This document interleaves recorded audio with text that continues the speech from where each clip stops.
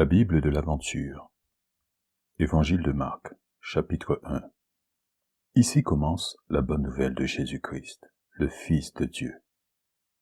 Dans le livre du prophète Ésaïe, il est écrit « Je vais envoyer mon messager devant toi, dit Dieu, pour t'ouvrir le chemin. » C'est la voix d'un homme qui crie dans le désert. « Préparez le chemin du Seigneur, faites-lui des sentiers bien droits. » Ainsi Jean le Baptiste parut dans le désert, il lançait cet appel.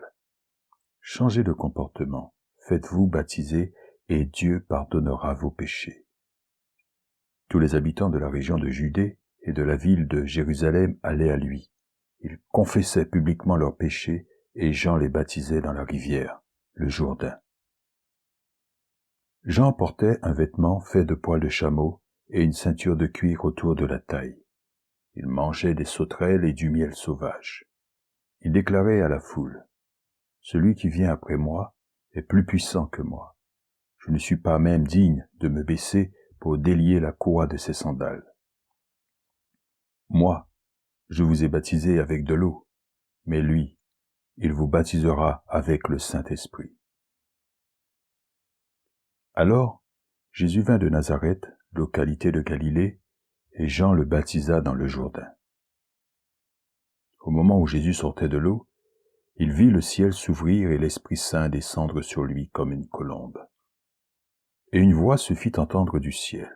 « Tu es mon Fils bien-aimé, je mets en toi toute ma joie. » Tout de suite après, l'Esprit le poussa dans le désert. Jésus y resta pendant 40 jours, et il fut tenté par Satan. Il vivait parmi les bêtes sauvages, et les anges le servaient. Après que Jean eut été mis en prison, Jésus se rendit en Galilée. Il y proclamait la bonne nouvelle venant de Dieu. Le moment fixé est arrivé, disait-il, car le royaume de Dieu s'est approché. Changez de comportement et croyez à la bonne nouvelle. Jésus marchait le long du lac de Galilée lorsqu'il vit deux pêcheurs, Simon et son frère André, qui pêchaient en jetant un filet dans le lac. Jésus leur dit, « Venez avec moi, et je ferai de vous des pêcheurs d'hommes. » Aussitôt, ils laissèrent leur filet et le suivirent. Jésus s'avança un peu plus loin et vit Jacques et son frère Jean, les fils de Zébédée. Ils étaient dans leur barque et réparaient leur filet. Aussitôt, Jésus les appela. Ils laissèrent leur père Zébédée dans la barque avec les ouvriers et allèrent avec Jésus. Jésus et ses disciples se rendirent à la ville de Capernaum au jour du sabbat. Jésus entra dans la synagogue et se mit à enseigner. Les gens qui l'entendaient étaient impressionnés par sa manière d'enseigner, car il n'était pas comme les maîtres de la loi, mais il leur donnait son enseignement avec autorité. Or, dans cette synagogue, il y avait justement un homme tourmenté par un esprit mauvais. Il cria, « Que nous veux-tu, Jésus de Nazareth? Es-tu venu pour nous détruire? Je sais bien qui tu es, le Saint envoyé de Dieu. » Jésus parla sévèrement à l'esprit mauvais et lui donna cet ordre, « Tais-toi et sors de cet homme. » L'esprit secoua rudement l'homme et sortit de lui en poussant un grand cri. Les gens furent tous si étonnés qu'ils se demandèrent les uns aux autres, « Qu'est-ce que cela?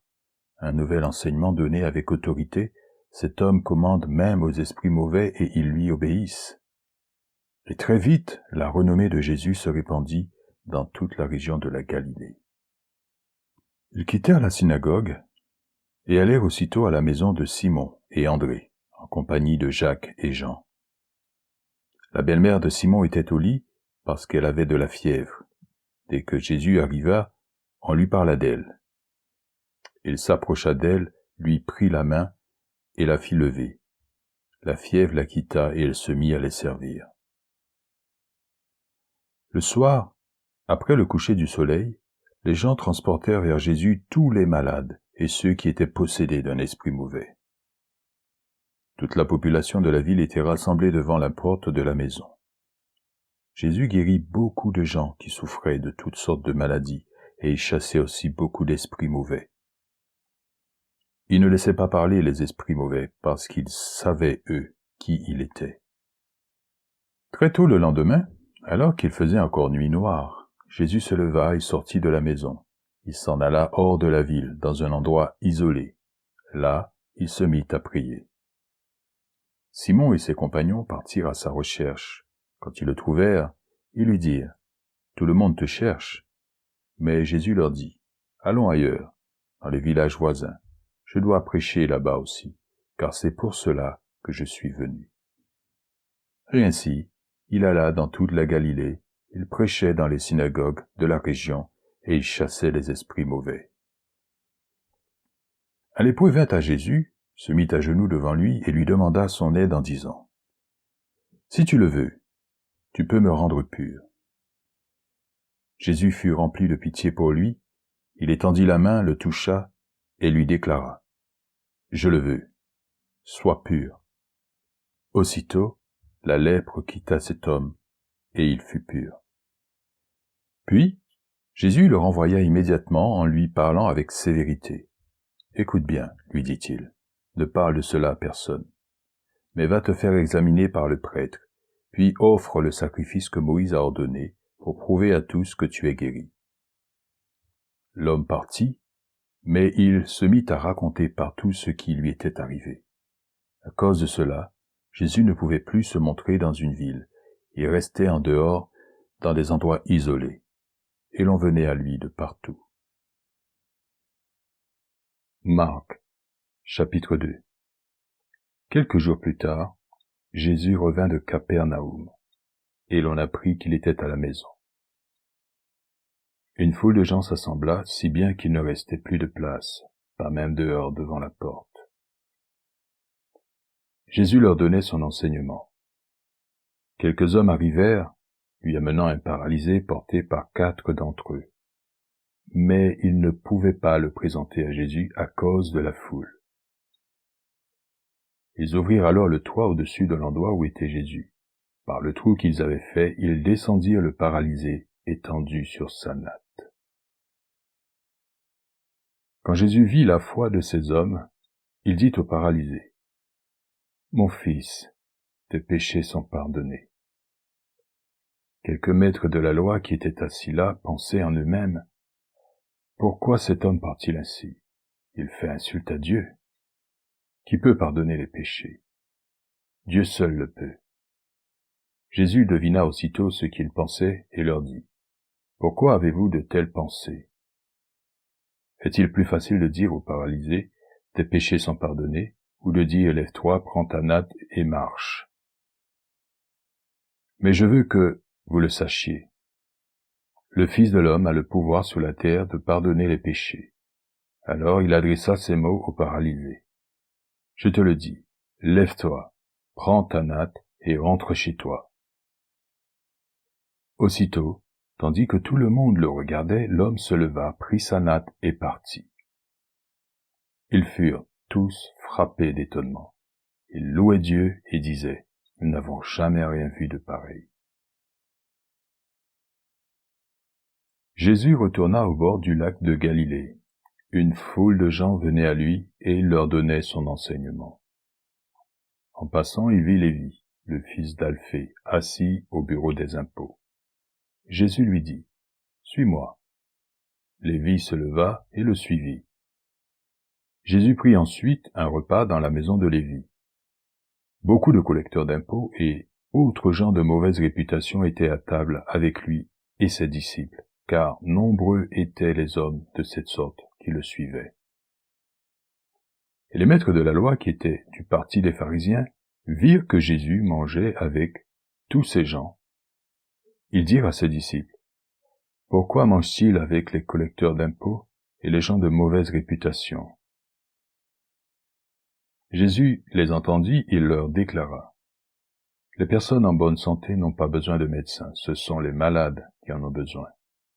Je ne suis pas venu appeler ceux qui s'estiment justes, mais ceux qui se sentent pécheurs. » Un jour, les disciples de Jean-Baptiste et les pharisiens jeûnaient.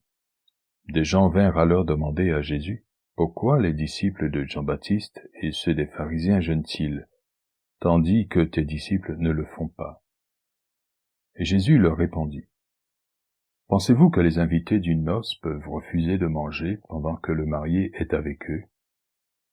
Bien sûr que non. Tant que le marié est avec eux, ils ne peuvent pas refuser de manger. Mais le temps viendra où le marié leur sera enlevé. Ce jour-là, ils jeûneront. Personne ne coud une pièce d'étoffe neuve sur un vieux vêtement, sinon la nouvelle pièce arrache une partie du vieux vêtement, et la déchirure s'agrandit encore. Et personne ne verse du vin nouveau dans de vieilles outres, sinon le vin fait éclater les outres, le vin est perdu, et les outres aussi. Mais non, pour le vin nouveau, il faut des outres neuves. Un jour de sabbat, Jésus traversait des champs de blé. Ses disciples se mirent à cueillir des épis le long du chemin. Les pharisiens dirent alors à Jésus, « Regarde, pourquoi tes disciples font-ils ce que notre loi ne permet pas le jour du sabbat ?»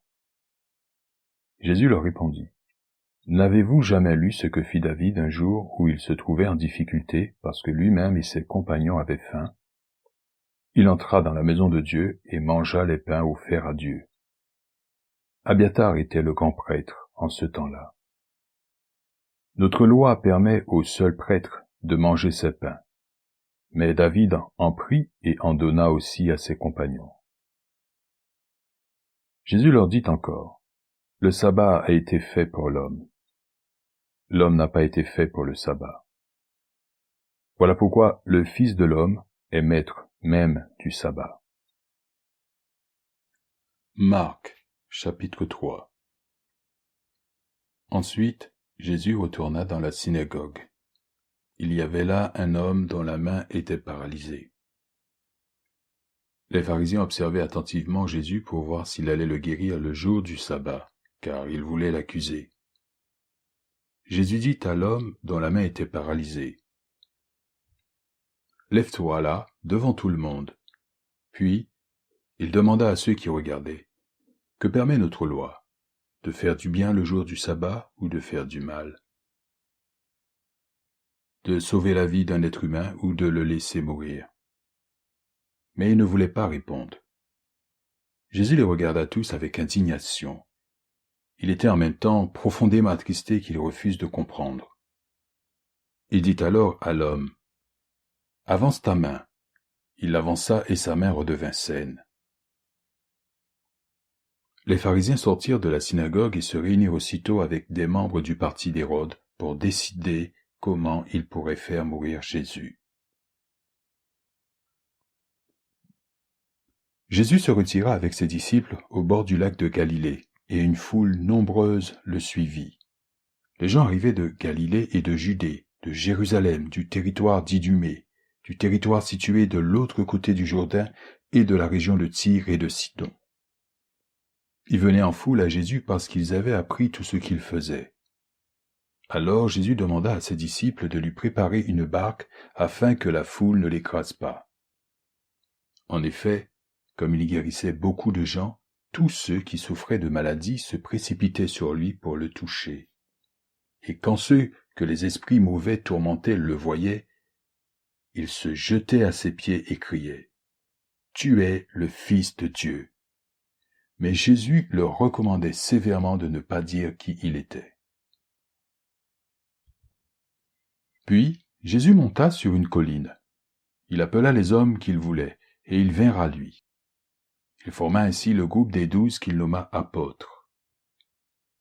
Il fit cela pour les avoir avec lui et les envoya annoncer la bonne nouvelle, avec le pouvoir de chasser les esprits mauvais. Voici ces 12. Simon. Jésus lui donna le nom de Pierre. Jacques et son frère Jean, tous deux fils de Zébédée. Jésus leur donna le nom de Boanerges, qui signifie les hommes semblables au tonnerre. André, Philippe, Barthélemy, Matthieu, Thomas, Jacques le fils d'Alphée, Thaddée, Simon le nationaliste et Judas Iscariote, celui qui trahit Jésus. Jésus se rendit ensuite à la maison. une telle foule s'assembla de nouveau que Jésus et ses disciples ne pouvaient même pas manger. Quand les membres de sa famille apprirent cela, ils se mirent en route pour venir le prendre, car ils disaient, « Il a perdu la raison. » Les maîtres de la loi qui étaient venus de Jérusalem disaient, « Belzébul, le diable, habite en lui. » Et encore, « C'est le chef des esprits mauvais qui lui donne le pouvoir de chasser ces esprits. » Alors Jésus les appela et leur parla en utilisant des images. Comment Satan peut-il se chasser lui-même? Si les membres d'un royaume luttent les uns contre les autres, ce royaume ne peut pas se maintenir. Et si les membres d'une famille luttent les uns contre les autres, cette famille ne pourra pas se maintenir. Si donc Satan lutte contre lui-même, s'il est divisé, son pouvoir ne peut pas se maintenir mais prend fin. Personne ne peut entrer dans la maison d'un homme fort et s'emparer de ses biens s'il n'a pas d'abord ligoté cet homme fort. Mais après l'avoir ligoté, il peut s'emparer de tout dans sa maison. Je vous le déclare, c'est la vérité. Les êtres humains pourront être pardonnés de tous leurs péchés et de toutes les insultes qu'ils auront faites à Dieu.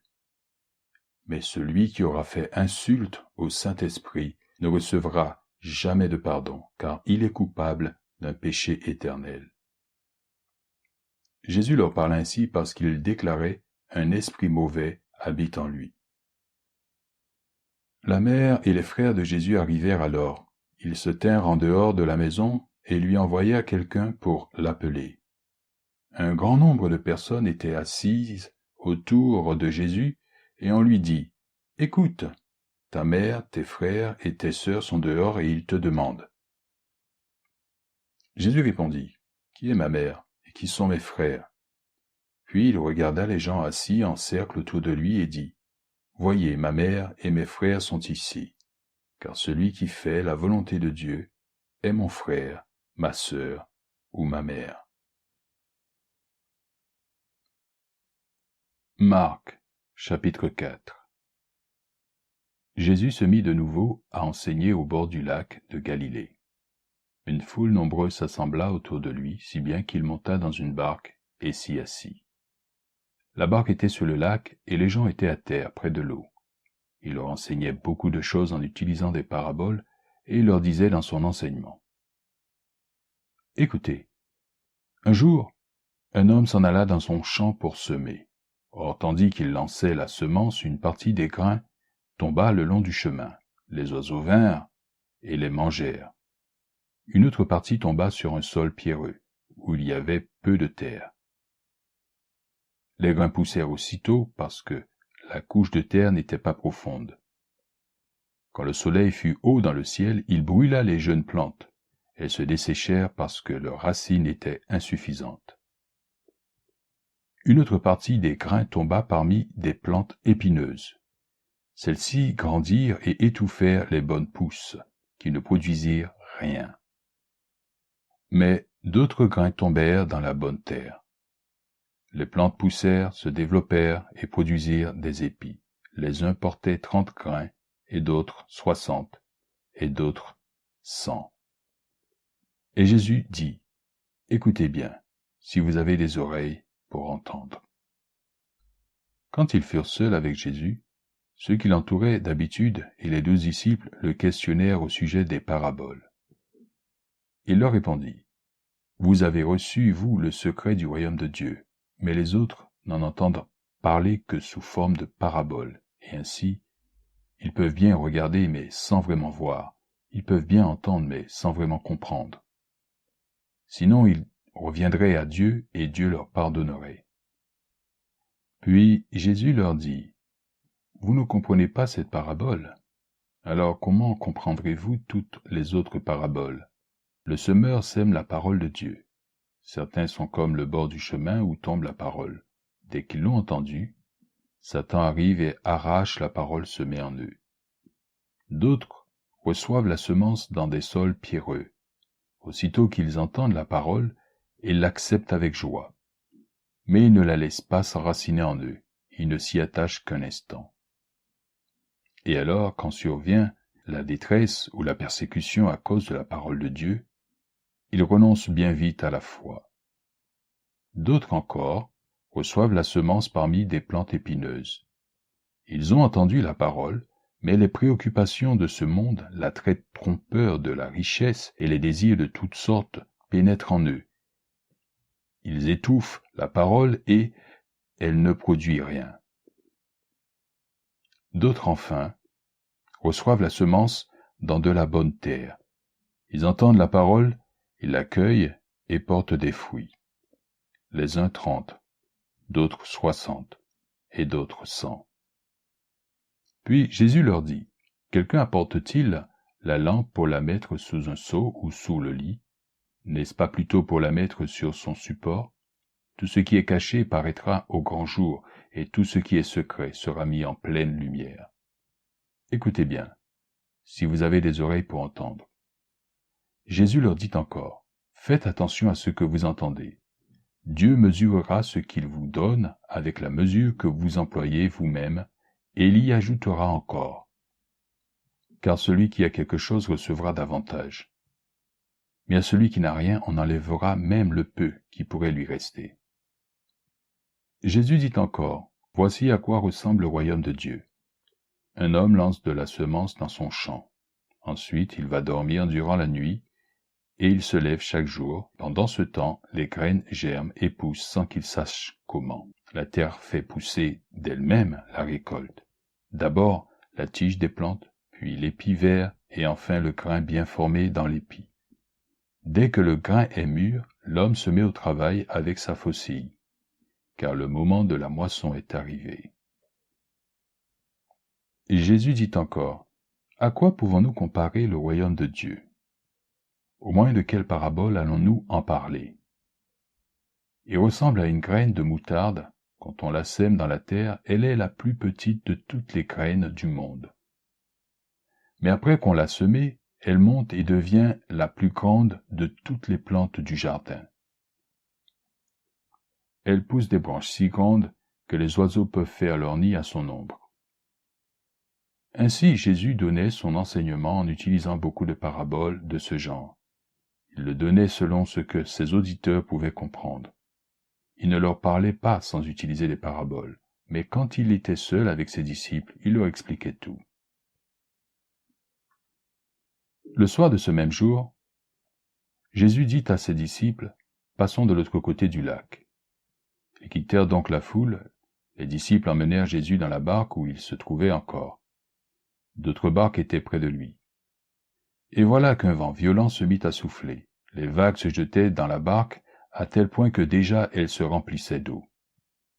Jésus, à l'arrière du bateau, dormait, la tête appuyée sur un coussin. Ses disciples le réveillèrent alors en criant, « Maître, nous allons mourir. Cela ne te fait donc rien? » Jésus, réveillé, menaça le vent et dit à l'eau du lac, « Silence, calme-toi. » Alors le vent tomba, et il y eut un grand calme. Puis Jésus dit aux disciples, « Pourquoi avez-vous si peur? N'avez-vous pas encore confiance? » Mais ils éprouvèrent une grande frayeur, et ils se dirent les uns aux autres, « Qui est donc cet homme pour que même le vent et les flots lui obéissent? » Marc, chapitre 5. Puis ils arrivèrent de l'autre côté du lac de Galilée, dans le territoire des Géraséniens. Jésus descendit de la barque, et, aussitôt, un homme sortit du milieu des tombeaux et vint à sa rencontre. Cet homme était possédé par un esprit mauvais, et il vivait parmi les tombeaux. Personne ne pouvait plus le tenir attaché, même avec une chaîne. Souvent, en effet, on lui avait mis des fers aux pieds et des chaînes aux mains, mais il avait rompu les chaînes et brisé les fers. Personne n'était assez fort pour le maîtriser. Continuellement, la nuit comme le jour, il errait parmi les tombeaux et sur les collines, en poussant des cris et en se blessant lui-même avec des pierres. Il vit Jésus de loin. Alors, il accourut, se jeta à genoux devant lui, et cria avec force. « Que me veux-tu, Jésus, fils du Dieu très haut? je t'en conjure, au nom de Dieu, ne me tourmente pas. » Jésus lui disait en effet, « Esprit mauvais, sors de cet homme. » Jésus l'interrogea, « Quel est ton nom ?» Il répondit, « Mon nom est multitude, car nous sommes nombreux. » Et il le suppliait avec insistance de ne pas envoyer les esprits mauvais hors de la région. Il y avait là un grand troupeau de porcs qui cherchait sa nourriture près de la colline. Les esprits adressèrent cette prière à Jésus. « Envoie-nous dans ces porcs. Laisse-nous entrer en eux. » Jésus le leur permit. Alors les esprits mauvais sortirent de l'homme et entrèrent dans les porcs. Tout le troupeau, environ 2000 porcs, se précipita du haut de la falaise dans le lac et s'y noya. Les hommes qui gardaient les porcs s'enfuirent et portaient la nouvelle dans la ville et dans les fermes. Les gens vinrent donc voir ce qui s'était passé. Ils arrivèrent auprès de Jésus et virent l'homme qui avait été possédé d'une multitude d'esprits mauvais. Il était assis, il portait des vêtements et était dans son bon sens. Et ils prirent peur. Ceux qui avaient tout vu leur racontèrent ce qui était arrivé à l'homme possédé et aux porcs. Alors ils se mirent à supplier Jésus de quitter leur territoire. Au moment où Jésus montait dans la barque, l'homme guéri lui demanda de pouvoir rester avec lui. Jésus ne le lui permit pas, mais il lui dit, « Retourne chez toi, dans ta famille, et raconte-leur tout ce que le Seigneur a fait dans sa bonté pour toi. » L'homme s'en alla donc et se mit à proclamer dans la région des 10 villes tout ce que Jésus avait fait pour lui. Et tous ceux qui l'entendirent furent remplis d'étonnement. Jésus revint en barque de l'autre côté du lac. Une grande foule s'assembla autour de lui alors qu'il se tenait au bord de l'eau. Un chef de la synagogue locale, nommé Jairus, arriva. Il vit Jésus, se jeta à ses pieds et le supplia avec insistance. « Ma petite fille est mourante, dit-il. Je t'en prie, viens et pose les mains sur elle afin qu'elle soit sauvée et qu'elle vive. » Jésus partit avec lui. Une grande foule l'accompagnait et le pressait de tous côtés. Il y avait là une femme qui avait des pertes de sang depuis 12 ans. Elle avait été chez de nombreux médecins, dont le traitement l'avait fait beaucoup souffrir. Elle y avait dépensé tout son argent, mais cela n'avait servi à rien. Au contraire, elle allait plus mal. Elle avait entendu parler de Jésus. Elle vint alors dans la foule derrière lui et toucha son vêtement. Car elle se disait, « Si je touche au moins ses vêtements, je serai guérie. » Sa perte de sang s'arrêta aussitôt et elle se sentit guérie de son mal. Au même moment, Jésus se rendit compte qu'une force était sortie de lui. Il se retourna au milieu de la foule et demanda, « Qui a touché mes vêtements ?» Ses disciples lui répondirent, « Tu vois que la foule te presse de tous côtés et tu demandes encore, « Qui m'a touché ?» Mais Jésus regardait autour de lui pour voir qui avait fait cela. La femme tremblait de peur parce qu'elle savait ce qui lui était arrivé. Elle vint alors se jeter à ses pieds et lui avoua toute la vérité. Jésus lui dit, « Ma fille, ta foi t'a guérie. Va en paix, délivrée de ton mal. » Tandis que Jésus parlait ainsi, des messagers vinrent de la maison du chef de la synagogue et lui dirent, « Ta fille est morte. Pourquoi déranger encore le maître ?»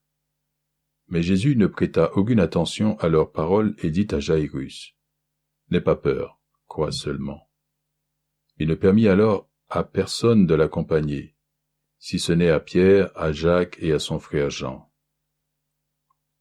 Ils arrivèrent chez le chef de la synagogue, où Jésus vit des gens très agités qui pleuraient et se lamentaient à grands cris. Il entra dans la maison et leur dit, « Pourquoi toute cette agitation et ces pleurs? L'enfant n'est pas morte, elle dort. » Mais ils se moquèrent de lui. Alors il les fit tous sortir, garda avec lui le père, la mère et les 3 disciples, et entra dans la chambre de l'enfant.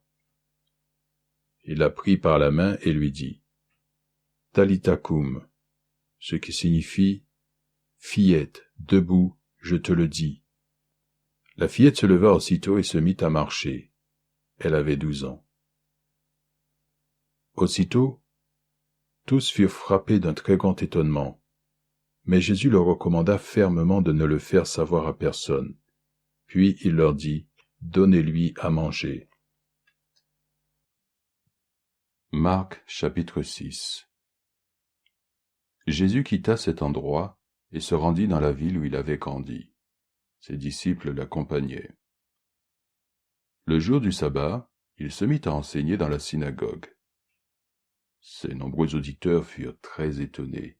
Ils disaient, « D'où a-t-il tout cela? Qui donc lui a donné cette sagesse et le pouvoir d'accomplir de tels miracles? N'est-ce pas lui, le charpentier, le fils de Marie, et le frère de Jacques, de José, de Jude et de Simon? Et ses sœurs, ne vivent-elles pas ici parmi nous? » Et cela les empêchait de croire en lui.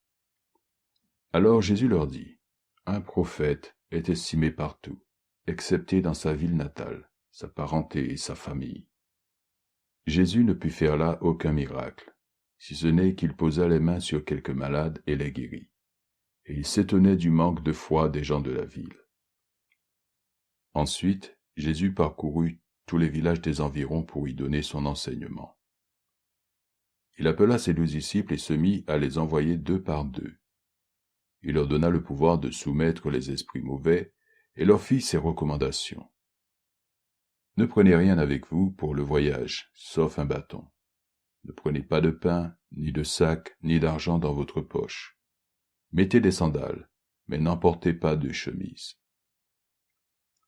Il leur dit encore, « Quand vous arriverez quelque part, restez dans la maison où l'on vous invitera jusqu'au moment où vous quitterez l'endroit.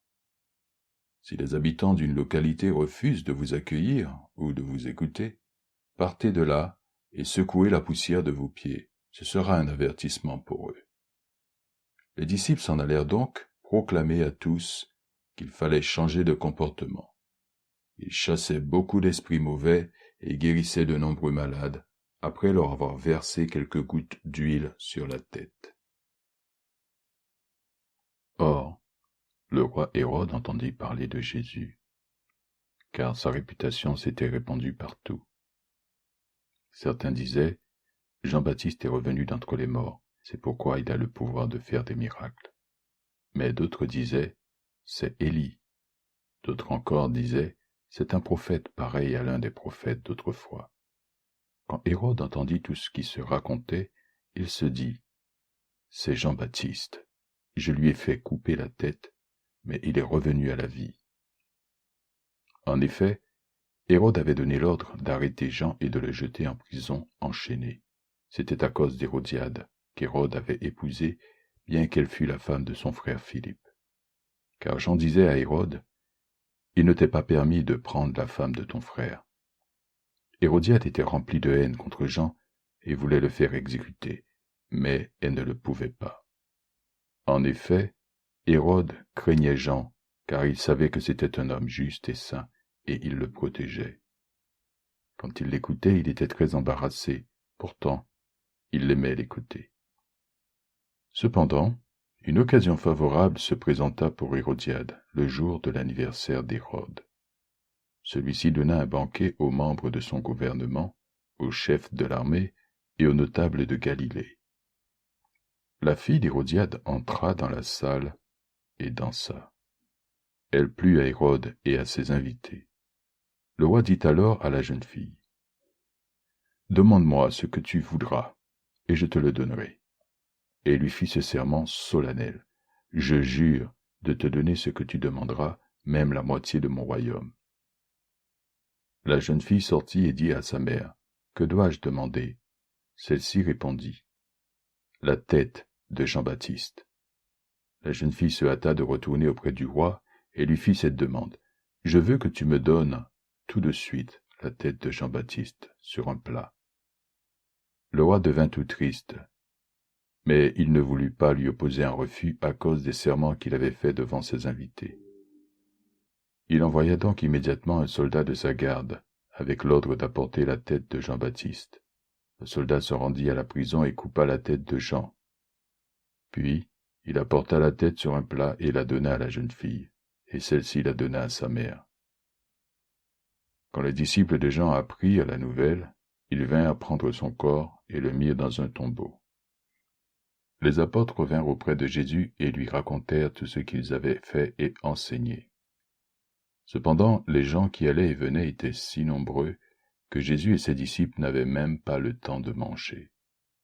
C'est pourquoi il leur dit, « Venez avec moi dans un endroit isolé pour vous reposer un moment. » Ils partirent donc dans la barque, seuls vers un endroit isolé. Mais beaucoup de gens les virent s'éloigner et comprirent où ils allaient. Ils accoururent alors de toutes les localités voisines et arrivèrent à pied à cet endroit avant Jésus et ses disciples. Quand Jésus sortit de la barque, il vit cette grande foule. Son cœur fut rempli de pitié pour ces gens, parce qu'ils ressemblaient à un troupeau sans berger. Et il se mit à leur enseigner beaucoup de choses. Il était déjà tard, lorsque les disciples de Jésus s'approchèrent de lui et lui dirent, « Il est déjà tard, et cet endroit est isolé. Renvoie ces gens pour qu'ils aillent dans les fermes et les villages des environs acheter de quoi manger. » Jésus leur répondit, « Donnez-leur vous-même à manger. » Mais ils lui demandèrent, « Voudrais-tu que nous allions dépenser 200 pièces d'argent pour acheter du pain et leur donner à manger ?» Jésus leur dit, « Combien avez-vous de pain? Allez voir. » Ils se renseignèrent et lui dirent, « Nous avons 5 pains et aussi 2 poissons. » Alors, Jésus leur donna l'ordre de faire asseoir tout le monde par groupe sur l'herbe verte. Les gens s'assirent en rang de 100 et de 50. Puis, Jésus prit les 5 pains et les 2 poissons, leva les yeux vers le ciel et remercia Dieu. Il rompit les pains et les donna aux disciples pour qu'ils les distribuent aux gens. Il partagea aussi les 2 poissons entre tous. Chacun mangea à sa faim. Les disciples emportèrent les morceaux de pain et de poisson qui restaient, de quoi remplir 12 corbeilles. Ceux qui avaient mangé les pains étaient au nombre de 5000 hommes. Aussitôt, après, Jésus fit monter ses disciples dans la barque pour qu'ils passent avant lui de l'autre côté du lac, vers la ville de Bethsaïda, pendant que lui-même renverrait la foule. Après l'avoir congédié, il s'en alla sur une colline pour prier. Quand le soir fut venu, la barque était au milieu du lac, et Jésus était seul à terre. Il vit que ses disciples avaient beaucoup de peine à ramer parce que le vent soufflait contre eux. Alors, tard dans la nuit, il se dirigea vers eux en marchant sur l'eau, et il allait les dépasser. Quand ils le virent marcher sur l'eau, ils crurent que c'était un fantôme et poussèrent des cris. En effet, tous le voyaient et étaient terrifiés. Mais aussitôt il leur parla. « Courage, leur dit-il, c'est moi, n'ayez pas peur. » Puis il monta dans la barque auprès d'eux, et le vent tomba. Les disciples étaient remplis d'un étonnement extrême, car ils n'avaient pas compris le miracle des pains. Leur intelligence était incapable d'en saisir le sens. Ils achevèrent la traversée du lac et touchèrent terre dans la région de Génézareth. Ils sortirent de la barque et, aussitôt, on reconnut Jésus. Les gens coururent alors dans toute la région et se mirent à lui apporter les malades sur leurs nattes, là où ils entendaient dire qu'il était. Partout où Jésus allait, dans les villes, les villages ou les fermes, les gens venaient mettre leurs malades sur les places publiques et le suppliaient de les laisser toucher au moins le bord de son manteau. Tous ceux qui le touchaient étaient guéris. Marc, chapitre 7. Les pharisiens et quelques maîtres de la loi, venus de Jérusalem, s'assemblèrent autour de Jésus. Ils remarquèrent que certains de ses disciples prenaient leur repas avec des mains impures, c'est-à-dire sans les avoir lavées selon la coutume. En effet, les pharisiens et tous les autres juifs respectent les règles transmises par leurs ancêtres. Ils ne mangent pas sans s'être lavé les mains avec soin, et quand ils reviennent du marché, ils ne mangent pas avant de s'être purifiés. Ils respectent beaucoup d'autres règles traditionnelles, telles que la bonne manière de laver les coupes, les pots, les marmites de cuivre et les lits. Les pharisiens et les maîtres de la loi demandèrent donc à Jésus, « Pourquoi tes disciples ne suivent-ils pas les règles transmises par nos ancêtres, mais prennent-ils leur repas avec des mains impures? » Jésus leur répondit, « Ésaïe avait bien raison lorsqu'il prophétisait à votre sujet. Vous êtes des hypocrites, ainsi qu'il l'écrivait. Ce peuple, dit Dieu, m'honore en parole, mais de cœur il est loin de moi. Le culte que ces gens me rendent est sans valeur, car les doctrines qu'ils enseignent ne sont que des prescriptions humaines. » Vous laissez de côté les commandements de Dieu, dit Jésus, pour respecter les règles transmises par les hommes. Puis il ajouta, « Vous savez fort bien rejeter le commandement de Dieu pour vous en tenir à votre propre tradition. Moïse a dit en effet, « Respecte ton père et ta mère, et aussi celui qui maudit son père ou sa mère doit être mis à mort. » Mais vous, vous enseignez que si un homme déclare à son père ou à sa mère, « Ce que je pourrais te donner pour t'aider est corban », c'est-à-dire offrande réservée à Dieu. Il n'a plus besoin de rien faire pour son père ou sa mère. Vous le lui permettez. De cette façon, vous annulez l'exigence de la parole de Dieu par la tradition que vous transmettez. Et vous faites beaucoup d'autres choses semblables. Puis Jésus appela de nouveau la foule et dit, « Écoutez-moi, vous tous, et comprenez ceci. Rien de ce qui entre du dehors en l'homme ne peut le rendre impur. Mais ce qui sort de l'homme, voilà ce qui le rend impur. Écoutez bien si vous avez des oreilles pour entendre. » Quand Jésus eut quitté la foule et fut rentré à la maison, ses disciples lui demandèrent le sens de cette image. Il leur dit, « Êtes-vous donc, vous aussi, sans intelligence, ne comprenez-vous pas que rien de ce qui entre du dehors en l'homme ne peut le rendre impur, car cela n'entre pas dans son cœur, mais dans son ventre, et sort ensuite de son corps. » Par ces paroles, Jésus déclarait donc que tous les aliments peuvent être mangés. Et il dit encore, « C'est ce qui sort de l'homme qui le rend impur, car c'est du dedans du cœur de l'homme que viennent les mauvaises pensées qui le poussent à vivre dans l'immoralité, à voler, tuer, commettre l'adultère, vouloir ce qui est aux autres, agir méchamment, tromper, vivre dans le désordre, être jaloux, dire du mal des autres, être orgueilleux et insensé. Toutes ces mauvaises choses sortent du dedans de l'homme et le rendent impur. » Jésus partit de là et se rendit dans le territoire de Tyr. Il entra dans une maison et il voulait que personne ne sache qu'il était là. Mais il ne put pas rester caché. En effet, une femme dont la fille était tourmentée par un esprit mauvais entendit parler de Jésus. Elle vint aussitôt vers lui et se jeta à ses pieds. Cette femme était non-juive, née en Phénicie de Syrie. Elle pria Jésus de chasser l'esprit mauvais hors de sa fille. Mais Jésus lui dit, « Laisse d'abord les enfants manger à leur faim, car il n'est pas bien de prendre le pain des enfants et de le jeter aux chiens. » Elle lui répondit, « Pourtant, maître, même les chiens, sous la table, mangent les miettes que les enfants laissent tomber. » Alors Jésus lui dit, « À cause de cette réponse, tu peux retourner chez toi. L'esprit mauvais est sorti de ta fille. » Elle retourna donc chez elle, et là elle trouva son enfant étendu sur le lit. L'esprit mauvais l'avait quitté. Jésus quitta ensuite le territoire de Tyr, passa par Sidon, et revint vers le lac de Galilée à travers le territoire des 10 villes. On lui amena un homme qui était sourd et avait de la peine à parler, et on le supplia de poser la main sur lui. Alors Jésus l'emmena seul avec lui, loin de la foule. Il mit ses doigts dans les oreilles de l'homme et lui toucha la langue avec sa propre salive. Puis il leva les yeux vers le ciel, soupira et dit à l'homme, « Ephata », ce qui signifie « Ouvre-toi ». Aussitôt les oreilles de l'homme s'ouvrirent, sa langue fut libérée et il se mit à parler normalement. Jésus recommanda à tous de n'en parler à personne, mais plus il leur recommandait, plus il répandait la nouvelle. Et les gens étaient impressionnés au plus haut point. Ils disaient, « Tout ce qu'il fait est vraiment bien. Il fait même entendre les sourds et parler les muets. » Marc, chapitre 8. En ce temps-là, une grande foule s'était de nouveau assemblée. Comme elle n'avait rien à manger, Jésus appela ses disciples et leur dit, « J'ai pitié de ces gens, car voilà 3 jours qu'ils sont avec moi et ils n'ont plus rien à manger.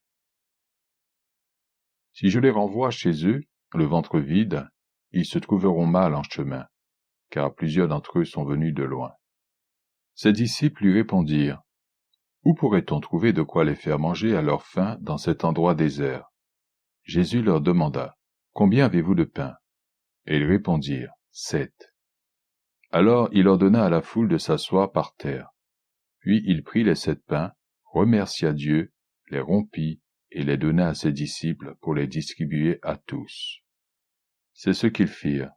Ils avaient encore quelques petits poissons. Jésus remercia Dieu pour ces poissons et dit à ses disciples de les distribuer aussi. Chacun mangea à sa faim. Les disciples emportèrent 7 corbeilles pleines des morceaux qui restaient. Or, il y avait là environ 4000 personnes. Puis Jésus les renvoya, monta aussitôt dans la barque avec ses disciples et se rendit dans la région de Dalmanutha. Les pharisiens arrivèrent et commencèrent à discuter avec Jésus pour lui tendre un piège. Ils lui demandèrent de montrer par un signe miraculeux qu'il venait de Dieu. Jésus soupira profondément et dit, « Pourquoi les gens d'aujourd'hui réclament-ils un signe miraculeux ? Je vous le déclare, c'est la vérité.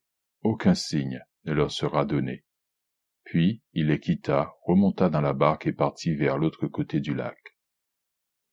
Les disciples avaient oublié d'emporter des pains. Il n'en avait qu'un seul avec eux dans la barque. Jésus leur fit alors cette recommandation. « Attention, gardez-vous du levain des pharisiens et du levain d'Hérode. » Les disciples se mirent à discuter entre eux parce qu'ils n'avaient pas de pain. Jésus s'en aperçut et leur demanda, « Pourquoi discutez-vous parce que vous n'avez pas de pain ? Ne comprenez-vous pas encore ? Ne saisissez-vous pas ? Avez-vous l'esprit bouché ? Vous avez des yeux, ne voyez-vous pas ? Vous avez des oreilles, n'entendez-vous pas ? Ne vous rappelez-vous pas quand j'ai rompu les 5 pains pour les 5000 hommes ? Combien de corbeilles pleines de morceaux avez-vous emporté ? 12, répondirent-ils. Et quand j'ai rompu les 7 pains pour les 4000 personnes ? Demanda Jésus. Combien de corbeilles pleines de morceaux avez-vous emporté ? 7, répondirent-ils. Alors Jésus leur dit, « Et vous ne comprenez pas encore ?» Ils arrivèrent à Bethsaïda. Là, on amena à Jésus un aveugle et on le pria de le toucher. Jésus prit l'aveugle par la main et le conduisit hors du village. Puis, il lui mit de la salive sur les yeux, posa les mains sur lui et lui demanda, « Peux-tu voir quelque chose ?» L'aveugle leva les yeux et dit, « Je vois des gens, je les vois comme des arbres, mais ils marchent. » Jésus posa de nouveau les mains sur les yeux de l'homme, celui-ci regarda droit devant lui, il était guéri, il voyait tout clairement. Alors Jésus le renvoya chez lui en disant, « N'entre pas dans le village. » Jésus et ses disciples partirent ensuite vers les villages proches de Césarée de Philippe. En chemin, il leur demanda, « Que disent les gens à mon sujet ?» Ils lui répondirent, « Certains disent que tu es Jean-Baptiste, d'autres que tu es Élie, et d'autres encore que tu es l'un des prophètes. » « Et vous, leur demanda Jésus, qui dites-vous que je suis ?» Pierre lui répondit, « Tu es le Messie. » Alors Jésus leur ordonna sévèrement de n'en parler à personne. Ensuite, Jésus se mit à donner cet enseignement à ses disciples. « Il faut que le Fils de l'homme souffre beaucoup. Les anciens, les chefs des prêtres et les maîtres de la loi le rejetteront. Il sera mis à mort, et après 3 jours il se relèvera de la mort. » Il leur annonçait cela très clairement. Alors Pierre le prit à part et se mit à lui faire des reproches. Mais Jésus se retourna, regarda ses disciples et reprit sévèrement Pierre. « Va-t'en loin de moi, Satan, dit-il, car tu ne penses pas comme Dieu, mais comme les êtres humains. » Puis Jésus appela la foule avec ses disciples et dit à tous, « Si quelqu'un veut venir avec moi, qu'il cesse de penser à lui-même, qu'il porte sa croix et me suive. En effet, celui qui veut sauver sa vie la perdra, mais celui qui perdra sa vie pour moi et pour la bonne nouvelle la sauvera. À quoi sert-il à un homme de gagner le monde entier, si c'est au prix de sa vie? Que pourrait-il donner pour racheter sa vie? Si quelqu'un a honte de moi et de mes paroles face aux gens d'aujourd'hui, infidèles et rebelles à Dieu, alors le Fils de l'homme aussi aura honte de lui, quand il viendra dans la gloire de son Père avec les saints anges. Marc, chapitre 9. Jésus leur dit encore, « Je vous le déclare, c'est la vérité. Quelques-uns de ceux qui sont ici ne mourront pas avant d'avoir vu le royaume de Dieu venir avec puissance. » 6 jours après, Jésus prit avec lui Pierre, Jacques et Jean, et les conduisit sur une haute montagne où ils se trouvèrent seuls. Il changea d'aspect devant leurs yeux. Ses vêtements devinrent d'un blanc si brillant que personne sur toute la terre ne pourrait les blanchir à ce point. Soudain, les 3 disciples virent Élie et Moïse qui parlaient avec Jésus. Pierre dit alors à Jésus, « Maître, il est bon que nous soyons ici. Nous allons dresser 3 tentes, une pour toi, une pour Moïse et une pour Élie. » En fait, il ne savait pas que dire, car ses 2 compagnons et lui-même étaient très effrayés. Un nuage survint et les couvrit de son ombre, et du nuage une voix se fit entendre. « Celui-ci est mon fils bien-aimé. Écoutez-le. » Aussitôt, les disciples regardèrent autour d'eux, mais ils ne virent plus personne. Jésus seul était avec eux. Tandis qu'ils descendaient de la montagne, Jésus leur recommanda de ne raconter à personne ce qu'ils avaient vu, jusqu'à ce que le Fils de l'homme se relève d'entre les morts. Ils retinrent cette recommandation, mais ils se demandèrent entre eux que veut dire par se relever d'entre les morts. Puis, ils interrogèrent Jésus. « Pourquoi les maîtres de la loi disent-ils qu'Élie doit venir d'abord ?» Il leur répondit. Élie doit en effet venir d'abord pour tout remettre en ordre. Mais pourquoi les Écritures affirment-elles aussi que le Fils de l'homme souffrira beaucoup et qu'on le traitera avec mépris? Quant à moi, je vous le déclare, Élie est déjà venu, et les gens l'ont traité comme ils l'ont voulu, ainsi que les Écritures l'annoncent à son sujet. Quand ils arrivèrent près des autres disciples, ils virent une grande foule qui les entourait et des maîtres de la loi qui discutaient avec eux. Dès que les gens virent Jésus, ils furent tous très surpris, et ils accoururent pour le saluer. Jésus demanda à ses disciples, « De quoi discutez-vous avec eux ?» Un homme dans la foule lui répondit, « Maître, je t'ai amené mon fils car il est tourmenté par un esprit mauvais qui l'empêche de parler. L'esprit le saisit n'importe où.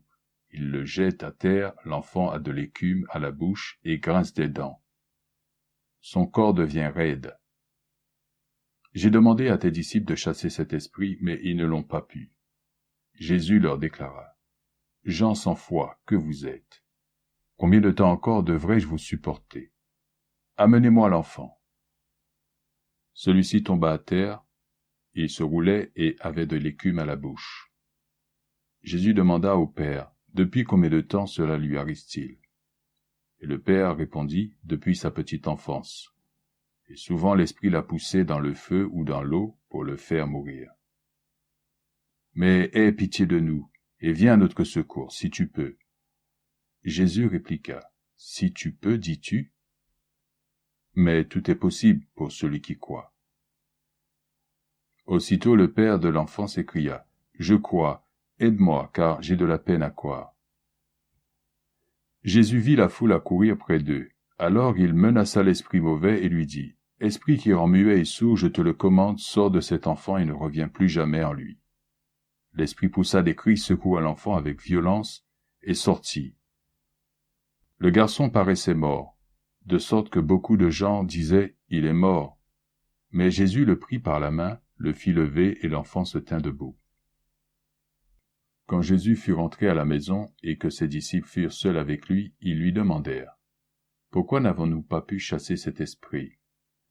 Et Jésus leur répondit, « C'est par la prière seulement qu'on peut faire sortir ce genre d'esprit. » Ils partirent de là et traversèrent la Galilée. Jésus ne voulait pas qu'on sache où il était. Voici en effet ce qu'il enseignait à ses disciples. Le Fils de l'homme sera livré aux mains des hommes, ceux-ci le mettront à mort, et 3 jours après il se relèvera de la mort. Mais les disciples ne comprenaient pas la signification de ces paroles, et ils avaient peur de lui poser des questions. Ils arrivèrent à Capernaum. Quand ils furent à la maison, Jésus questionna ses disciples. « De quoi discutiez-vous en chemin ?» Mais ils se taisaient, car en chemin ils avaient discuté entre eux pour savoir lequel était le plus grand. Alors Jésus s'assit, il appela les 12 disciples et leur dit, « Si quelqu'un veut être le premier, il doit être le dernier de tous et le serviteur de tous. » Puis, il prit un petit enfant et le plaça au milieu d'eux. Il le serra dans ses bras et leur dit, « Celui qui reçoit un enfant comme celui-ci par amour pour moi, me reçoit moi-même. Et celui qui me reçoit ne reçoit pas seulement moi-même, mais aussi celui qui m'a envoyé. » Jean dit à Jésus, « Maître, nous avons vu un homme qui chassait les esprits mauvais en usant de ton nom, et nous avons voulu l'en empêcher parce qu'il n'appartient pas à notre groupe. » Mais Jésus répondit, « Ne l'en empêchez pas, car personne ne peut accomplir un miracle en mon nom et tout de suite après dire du mal de moi. Car celui qui n'est pas contre nous est pour nous. Et celui qui vous donnera à boire un verre d'eau parce que vous appartenez au Christ, je vous le déclare, c'est la vérité. Il recevra sa récompense. Celui qui fait tomber dans le péché un de ces petits qui croient en moi, il vaudrait mieux pour lui qu'on lui attache au cou une grosse pierre et qu'on le jette dans la mer. Si c'est à cause de ta main que tu tombes dans le péché, coupe-la. Il vaut mieux pour toi entrer dans la vraie vie avec une seule main, que de garder les 2 mains et d'aller en enfer, dans le feu qui ne s'éteint pas. Là, les vers qui rongent les corps ne meurent pas, et le feu ne s'éteint jamais. Si c'est à cause de ton pied que tu tombes dans le péché, coupe-le. Il vaut mieux pour toi entrer dans la vraie vie avec un seul pied, que de garder les 2 pieds et d'être jeté en enfer. Là, les vers qui rongent les corps ne meurent pas, et le feu ne s'éteint jamais. Et si c'est à cause de ton œil que tu tombes dans le péché, arrache-le. Il vaut mieux pour toi entrer dans le royaume de Dieu avec un seul œil, que de garder les 2 yeux et d'être jeté en enfer. Là, les vers qui rongent les corps ne meurent pas, et le feu ne s'éteint jamais. En effet, chacun sera salé de feu. Le sel est une bonne chose. Mais si le sel perd son goût particulier, comment le lui rendrez-vous? Ayez du sel en vous-même, et vivez en paix les uns avec les autres. Marc, chapitre 10. Jésus partit de là, et se rendit dans le territoire de la Judée, puis de l'autre côté du Jourdain. De nouveau, une foule de gens s'assemblèrent près de lui, et il se mit à leur donner son enseignement, comme il le faisait toujours. Quelques pharisiens s'approchèrent de lui pour lui tendre un piège, et lui demandèrent, « Notre loi permet-elle à un homme de renvoyer sa femme ?» Jésus leur répondit par cette question, « Quel commandement Moïse vous a-t-il donné ?» Ils dirent, « Moïse a permis à un homme d'écrire une attestation de divorce et de renvoyer sa femme. » Alors Jésus leur dit, « Moïse a écrit ce commandement pour vous parce que vous avez le cœur dur. Mais au commencement, quand Dieu a tout créé, il les fit hommes et femmes. Dit l'Écriture. C'est pourquoi l'homme quittera son père et sa mère pour s'attacher à sa femme. Et les 2 deviendront un seul être. Ainsi, ils ne sont plus 2, mais un seul être. Que l'être humain ne sépare donc pas ce que Dieu a uni. » Quand ils furent dans la maison, les disciples posèrent de nouveau des questions à Jésus à ce propos. Il leur répondit, « Si un homme renvoie sa femme et en épouse une autre, il commet un adultère envers la première. De même, si une femme renvoie son mari et épouse un autre homme, elle commet un adultère. » Des gens emmenèrent des enfants à Jésus pour qu'il pose les mains sur eux. Mais les disciples leur firent des reproches. Quand Jésus vit cela, il s'indigna et dit à ses disciples, « Laissez les enfants venir à moi. Ne les en empêchez pas, car le royaume de Dieu appartient à ceux qui sont comme eux. Je vous le déclare, c'est la vérité, celui qui ne reçoit pas le royaume de Dieu comme un enfant ne pourra jamais y entrer. » Ensuite, il prit les enfants dans ses bras, il posa les mains sur chacun d'eux et les bénit. Comme Jésus se mettait en route, un homme vint en courant, se jeta à genoux devant lui et lui demanda, « Bon maître, que dois-je faire pour obtenir la vie éternelle ?» Jésus lui dit, « Pourquoi m'appelles-tu bon? Personne n'est bon, à part Dieu seul. Tu connais les commandements. Ne commets pas de meurtre, commet pas d'adultère, ne vole pas, ne prononce pas de faux témoignages contre quelqu'un, ne prend rien aux autres par tromperie, respecte ton père et ta mère. » L'homme lui répondit, « Maître, j'ai obéi à tous ces commandements depuis ma jeunesse. » Jésus le regarda avec amour et lui dit, « Il te manque une chose. Va vendre tout ce que tu as et donne l'argent aux pauvres, alors tu auras des richesses dans le ciel. Puis viens et suis-moi. » Mais quand l'homme entendit cela, il prit un air sombre et s'en alla tout triste parce qu'il avait de grands biens. Jésus regardait ses disciples qui l'entouraient et leur dit qu'il est difficile aux riches d'entrer dans le royaume de Dieu. Les disciples furent troublés par ces paroles, mais Jésus leur dit encore, « Mes enfants, qu'il est difficile d'entrer dans le royaume de Dieu. Il est difficile à un chameau de passer par le trou d'une aiguille, mais il est encore plus difficile à un riche d'entrer dans le royaume de Dieu. » Les disciples étaient de plus en plus étonnés, et ils se demandèrent les uns aux autres, « Mais qui donc peut être sauvé ?» Jésus les regarda et leur dit, « C'est impossible aux hommes, mais non à Dieu, car tout est possible à Dieu. » Alors Pierre lui dit, « Écoute, nous avons tout quitté pour te suivre. » Jésus lui répondit, « Je vous le déclare, c'est la vérité. Si quelqu'un quitte pour moi et pour la bonne nouvelle sa maison, ses frères, ses sœurs, sa mère, son père, ses enfants, ses champs, il recevra 100 fois plus dans le temps où nous vivons maintenant. Des maisons, des frères, des sœurs, des mères, des enfants et des champs, avec des persécutions aussi. Et dans le monde futur, il recevra la vie éternelle. Mais beaucoup qui sont maintenant les premiers seront les derniers, et ceux qui sont maintenant les derniers seront les premiers. » Ils étaient en chemin pour monter à Jérusalem. Jésus marchait devant ses disciples qui étaient inquiets, et ceux qui les suivaient avaient peur. Jésus prit de nouveau les 12 disciples avec lui et se mit à leur parler de ce qui allait bientôt lui arriver.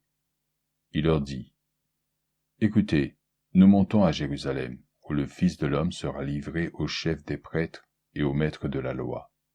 Ils le condamneront à mort et le livreront aux païens. Ceux-ci se moqueront de lui, cracheront sur lui, le frapperont à coups de fouet et le mettront à mort.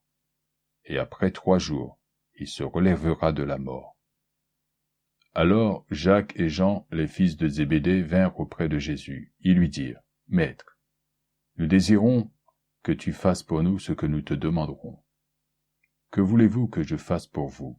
leur dit Jésus. Ils lui répondirent, « Quand tu seras dans ton règne glorieux, accorde-nous de siéger à côté de toi, l'un à ta droite, l'autre à ta gauche. » Mais Jésus leur dit, « Vous ne savez ce que vous demandez.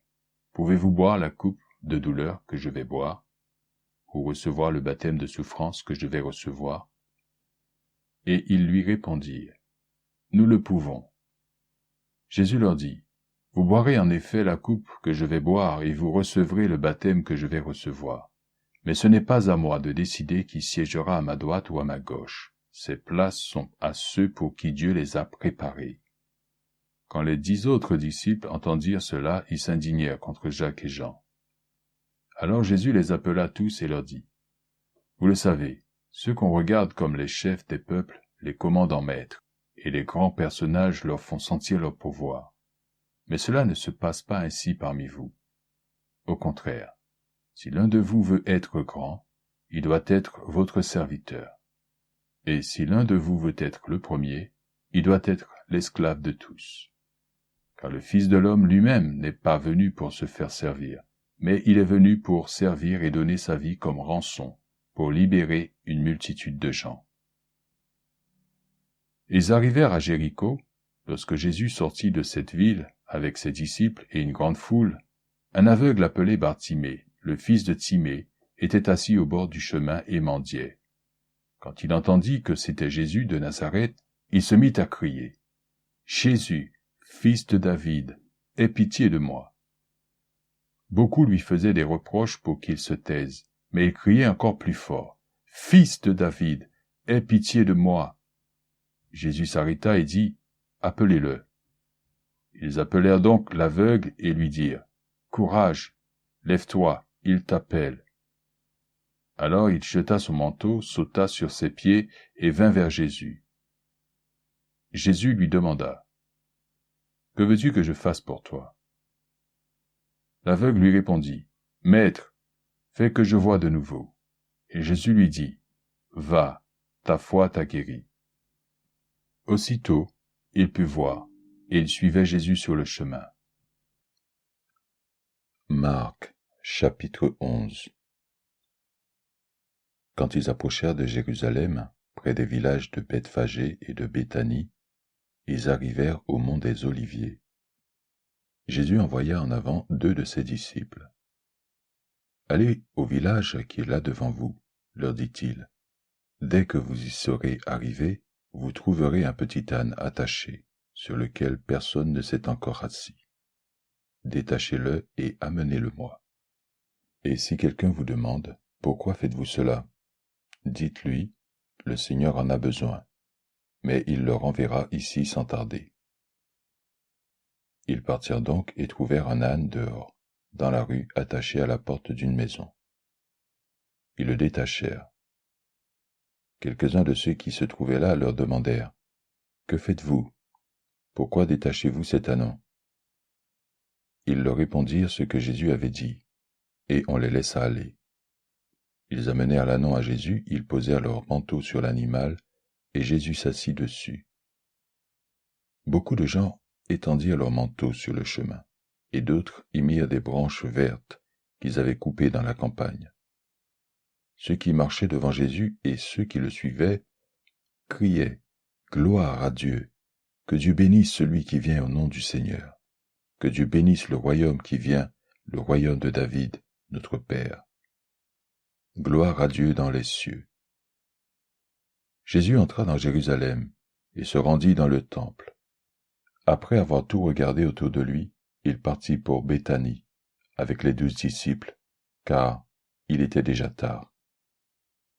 Le lendemain, au moment où il quittait Béthanie, Jésus eut faim. Il vit de loin un figuier qui avait des feuilles, et il alla regarder s'il y trouverait des fruits.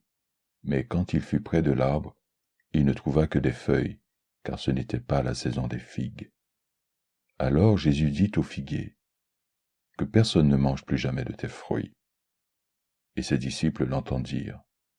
Ils arrivèrent ensuite à Jérusalem. Jésus entra dans le temple et se mit à chasser ceux qui vendaient ou qui achetaient à cet endroit. Il renversa les tables des changeurs d'argent et les sièges des vendeurs de pigeons, et il ne laissait personne transporter un objet à travers le temple. Puis il leur enseigna ceci. Dans les Écritures, Dieu déclare, « On appellera ma maison maison de prière pour tous les peuples. » Mais vous, ajouta-t-il, vous en avez fait une caverne de voleurs. Les chefs des prêtres et les maîtres de la loi apprirent cela, et cherchaient un moyen de faire mourir Jésus. En effet, ils avaient peur de lui, parce que toute la foule était impressionnée par son enseignement. Le soir venu, Jésus et ses disciples sortirent de la ville. Tôt le lendemain, tandis qu'ils passaient le long du chemin, ils virent le figuier. Il était complètement sec jusqu'aux racines. Pierre se rappela ce qui était arrivé et dit à Jésus, « Maître, regarde, le figuier que tu as maudit est devenu tout sec. » Jésus dit alors à ses disciples, « Je vous le déclare, c'est la vérité. Ayez foi en Dieu. Si quelqu'un dit à cette colline, « ôte-toi de là et jette-toi dans la mer », et s'il ne doute pas dans son cœur, mais croit que ce qu'il dit arrivera, cela arrivera pour lui. C'est pourquoi je vous dis, quand vous priez pour demander quelque chose, croyez que vous l'avez reçu, et cela vous sera donné. Et quand vous êtes debout pour prier, si vous avez quelque chose contre quelqu'un, pardonnez-lui, afin que votre Père qui est dans les cieux vous pardonne aussi le mal que vous avez fait. Mais si vous ne pardonnez pas aux autres, votre Père qui est dans les cieux ne vous pardonnera pas non plus le mal que vous avez fait. » Ils revinrent à Jérusalem. Pendant que Jésus allait et venait dans le temple, les chefs des prêtres, les maîtres de la loi et les anciens vinrent auprès de lui. Ils lui demandèrent, de quel droit fais-tu ces choses? Qui t'a donné autorité pour les faire? Jésus leur répondit, je vais vous poser une seule question. Si vous me donnez une réponse, alors je vous dirai de quel droit je fais ces choses. Qui a envoyé Jean baptiser? Est-ce Dieu ou les hommes? Répondez-moi. Mais ils se mirent à discuter entre eux et se dirent, si nous répondons, c'est Dieu qui l'a envoyé, il nous demandera, pourquoi donc n'avez-vous pas cru Jean? Mais pouvons-nous dire, ce sont les hommes qui l'ont envoyé? Ils avaient peur de la foule, car tous pensaient que Jean avait été un vrai prophète. Alors ils répondirent à Jésus, nous ne savons pas. Eh bien, répliqua Jésus, moi non plus, je ne vous dirai pas de quel droit je fais ces choses. Marc, chapitre 12. Puis Jésus se mit à leur parler en utilisant des paraboles. Un homme planta une vigne. Il l'entoura d'un mur, creusa la roche pour le pressoir à raisin et bâtit une tour de garde. Ensuite, il loua la vigne à des ouvriers vignerons et partit en voyage. Au moment voulu, il envoya un serviteur aux ouvriers vignerons pour recevoir d'eux sa part de la récolte. Mais ils saisirent le serviteur, le battirent et le renvoyèrent les mains vides. Alors, le propriétaire envoya un autre serviteur. Celui-là, ils le frappèrent à la tête et l'insultèrent. Le propriétaire envoya encore un autre, et celui-là, ils le tuèrent. Et ils en traitèrent beaucoup d'autres de la même manière. Ils battirent les uns et tuèrent les autres. Le seul homme qui restait au propriétaire était son fils bien-aimé. Il le leur envoya en dernier, car il pensait, ils auront du respect pour mon fils.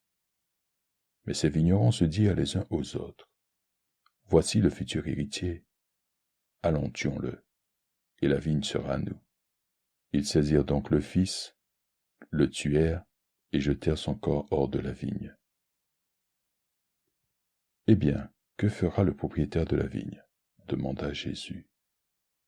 Il viendra, il mettra à mort les vignerons, et confiera la vigne à d'autres. Vous avez sûrement lu cette parole de l'Écriture. La pierre que les bâtisseurs avaient rejetée est devenue la pierre principale. Cela vient du Seigneur. Pour nous, c'est une merveille. Les chefs des Juifs cherchaient un moyen d'arrêter Jésus, car ils savaient qu'il avait dit cette parabole contre eux. Mais ils avaient peur de la foule. Ils le laissèrent donc et s'en allèrent. On envoya auprès de Jésus quelques pharisiens et quelques membres du parti d'Hérode pour le prendre au piège par une question. Ils vinrent lui dire, « Maître, nous savons que tu dis la vérité. Tu n'as pas peur de ce que pensent les autres, et tu ne tiens pas compte de l'apparence des gens, mais tu enseignes la vérité sur la conduite qui plaît à Dieu. Dis-nous, notre loi permet-elle ou non de payer des impôts à l'empereur romain? Devons-nous les payer, oui ou non? » Mais Jésus savait qu'ils cachaient leurs véritables pensées. Il leur dit alors, « Pourquoi me tendez-vous un piège? Apportez-moi une pièce d'argent, je voudrais la voir. » Ils en apportèrent une, et Jésus leur demanda, « Ce visage et ce nom gravé ici, de qui sont-ils? » « De l'empereur, lui répondirent-ils. Alors Jésus leur dit, « Payez donc à l'empereur ce qui lui appartient, et à Dieu ce qui lui appartient. » Et sa réponse les remplit d'étonnement. Quelques Sadducéens vinrent auprès de Jésus. Ce sont eux qui disent qu'il n'y a pas de résurrection. Ils l'interrogèrent de la façon suivante. « Maître, Moïse nous a donné ce commandement écrit. Si un homme qui a un frère meurt et laisse une femme sans enfant, il faut que son frère épouse la veuve pour donner des descendants à celui qui est mort. Or, il y avait une fois 7 frères. Le premier se maria et mourut sans laisser d'enfant. Le deuxième épousa la veuve et il mourut sans laisser d'enfant. La même chose arriva au troisième frère, et à tous les 7, qui épousèrent successivement la femme et moururent sans laisser d'enfant. Après eux tous, la femme mourut aussi. Au jour de la résurrection, quand les morts se relèveront, de qui sera-t-elle donc la femme? car tous les 7 frères l'ont eue comme épouse. Jésus leur répondit, vous vous trompez. Et savez-vous pourquoi? Parce que vous ne connaissez ni les Écritures ni la puissance de Dieu. En effet, quand ils se relèveront d'entre les morts, les hommes et les femmes ne se marieront pas, mais ils vivront comme les anges dans le ciel. Pour ce qui est des morts qui reviennent à la vie, n'avez-vous jamais lu dans le livre de Moïse le passage qui parle du buisson en flammes? On y lit que Dieu dit à Moïse, « Je suis le Dieu d'Abraham, le Dieu d'Isaac et le Dieu de Jacob. » Dieu, ajouta Jésus, est le Dieu des vivants et non des morts. Ainsi vous êtes complètement dans l'erreur. Un maître de la loi les avait entendus discuter. Il vit que Jésus avait bien répondu aux Sadducéens. Il s'approcha donc de lui et lui demanda, « Quel est le plus important de tous les commandements ?» Jésus lui répondit, « Voici le commandement le plus important. Écoute, Israël, le Seigneur notre Dieu est le seul Seigneur. Tu dois aimer le Seigneur ton Dieu de tout ton cœur, de toute ton âme, de toute ton intelligence et de toute ta force. Et voici le second commandement. Tu dois aimer ton prochain comme toi-même. Il n'y a pas d'autre commandement plus important que ces deux-là. » Le maître de la loi dit alors à Jésus, « Très bien, maître, ce que tu as dit est vrai. Le Seigneur est le seul Dieu, et il n'y a pas d'autre Dieu que lui. Chacun doit donc aimer Dieu de tout son cœur, de toute son intelligence et de toute sa force. Et il doit aimer son prochain comme lui-même. Cela vaut beaucoup mieux que de présenter à Dieu toutes sortes d'offrandes et de sacrifices d'animaux. » Jésus vit qu'il avait répondu de façon intelligente. Il lui dit alors, « Tu n'es pas loin du royaume de Dieu. » Après cela, personne n'osait plus lui poser de questions. Alors que Jésus enseignait dans le temple, il posa cette question. Comment les maîtres de la loi peuvent-ils dire que le Messie est descendant de David? Car David, guidé par le Saint-Esprit, a dit lui-même, « Le Seigneur Dieu a déclaré à mon Seigneur, viens siéger à ma droite. Je veux contraindre tes ennemis à passer sous tes pieds. » David lui-même l'appelle Seigneur. Comment le Messie peut-il alors être descendant de David? La foule nombreuse écoutait Jésus avec plaisir. Voici ce qu'il enseignait à tous. Gardez-vous des maîtres de la loi qui aiment à se promener en longue robe et à recevoir des salutations respectueuses sur les places publiques. Ils choisissent les sièges les plus en vue dans les synagogues et les places d'honneur dans les grands repas. Ils prennent aux veuves tout ce qu'elles possèdent, et en même temps font de longues prières pour se faire remarquer. Ils seront jugés d'autant plus sévèrement. Puis, Jésus s'assit en face des troncs à offrandes du temple. Il y regardait comment les gens y déposaient de l'argent. De nombreux riches donnaient beaucoup d'argent. Une veuve pauvre arriva et mit 2 petites pièces de cuivre, d'une valeur de quelques centimes. Alors Jésus appela ses disciples et leur dit, « Je vous le déclare, c'est la vérité. Cette veuve pauvre a mis dans le tronc plus que tous les autres, car tous les autres ont donné de l'argent dont ils n'avaient pas besoin. Mais elle, dans sa pauvreté, a offert tout ce qu'elle possédait, tout ce dont elle avait besoin pour vivre. » Marc, chapitre 13. Tandis que Jésus sortait du temple, un de ses disciples lui dit, « Maître, regarde, quelle belle pierre, quelle grande construction !» Jésus lui répondit, « Tu vois ces grandes constructions? Il ne restera pas ici une seule pierre posée sur une autre, tout sera renversé. » Jésus s'assit au mont des Oliviers en face du temple. Pierre, Jacques, Jean et André, qui étaient seuls avec lui demandèrent, « Dis-nous, quand cela se passera, et quel signe indiquera le moment où toutes ces choses doivent arriver? » Alors Jésus se mit à leur dire, « Faites attention que personne ne vous trompe. Beaucoup d'hommes viendront en usant de mon nom et diront, « Je suis le Messie », et ils tromperont quantité de gens. Quand vous entendrez le bruit de guerres proches et des nouvelles sur des guerres lointaines, ne vous effrayez pas, il faut que cela arrive, mais ce ne sera pas encore la fin de ce monde. Un peuple combattra contre un autre peuple, et un royaume attaquera un autre royaume. Il y aura des tremblements de terre dans différentes régions, ainsi que des famines. Ce sera comme les premières douleurs de l'accouchement. Quant à vous, faites attention à vous-même, car des gens vous feront passer devant les tribunaux, on vous battra dans les synagogues. Vous devrez comparaître devant des gouverneurs et des rois à cause de moi, pour apporter votre témoignage devant eux.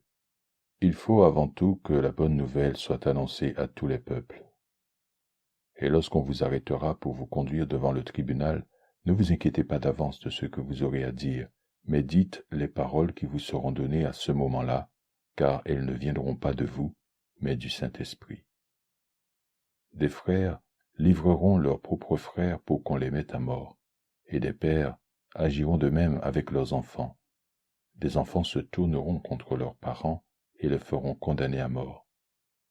Tout le monde vous haïra à cause de moi, mais celui qui tiendra bon jusqu'à la fin sera sauvé. Vous verrez celui qu'on appelle l'horreur abominable. Il sera placé là où il ne doit pas être. Que celui qui lit comprenne bien cela. Alors, ceux qui seront en Judée devront s'enfuir vers les montagnes. Celui qui sera sur la terrasse de sa maison ne devra pas descendre pour aller prendre quelque chose à l'intérieur. Et celui qui sera dans les champs ne devra pas retourner chez lui pour emporter son manteau.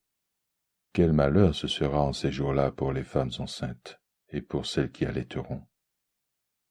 Priez Dieu pour que ces choses n'arrivent pas pendant la mauvaise saison, car en ces jours-là, la détresse sera plus grande que toutes celles qu'on a connues depuis le commencement du monde, quand Dieu a tout créé, jusqu'à maintenant, et il n'y en aura plus jamais de pareil. Si le Seigneur n'avait pas décidé d'abréger cette période, personne ne pourrait survivre. Mais il l'a abrégée à cause de ceux qu'il a choisis pour être à lui. Si quelqu'un vous dit alors, « Regardez, le Messie est ici », ou bien « Regardez, il est là », ne le croyez pas. Car de faux messies et de faux prophètes apparaîtront.